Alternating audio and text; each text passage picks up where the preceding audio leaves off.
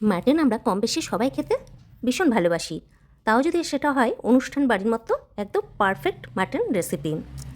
তো চলো আজকে আমি সেরকমই একটা মাটন রেসিপি তৈরি করে দেখাচ্ছি। আগেই বলছি, মাটন ম্যারিনেশনের পদ্ধতিটা আমি কিন্তু কালকের ভিডিওতে দেখেছি, তা আজকে সেটা দেখাচ্ছি না।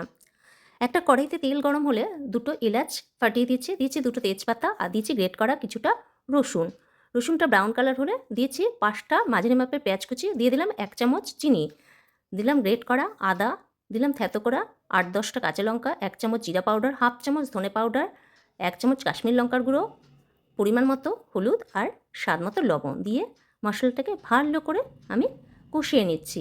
যখন তেল ভেসে উঠবে তখন ম্যারিনেশন করা মাটনটাকে দিয়ে দিচ্ছি। এবার মাটনটাকে কিন্তু আমি 10 মিনিট ধরে প্রায় কষাবো। 10 মিনিট পর কষানো হয়ে গেলে হাফ কাপেরও একটু কম ফাটানো টক দই এর মধ্যে দিয়ে দিলাম। তারপর কুকারে আমি আগে থেকেই জল কিছুটা গরম করে রেখেছিলাম, পরিমাণ মতো জল দিয়ে এবার মাটনটাকে একটু জলের মধ্যে নাড়িয়ে দিয়ে ঢাকনা দিয়ে দুটো মাত্র সিটি দিলাম। তারপর সেদ্ধ হয়ে গেলে এর মধ্যে দিলাম 1 চামচ ঘি, 1 চামচ গরম মশলা গুঁড়ো আর 1 চিমটে জয়ত্রী জায়ফলের পাউডার, যেটা আমি আগে থেকে তৈরি করে রেখেছিলাম। ব্যাস নাড়িয়ে নিলাম, তৈরি হয়ে গেল একদম অনুষ্ঠান বাড়ির মতো পারফেক্ট মাটন রেসিপি। ভিডিওটা ভালো লাগলে আমাকে ফলো করে একটু লাইক ও শেয়ার দিয়ে আমার পাশে থাকার অনুরোধ রইল।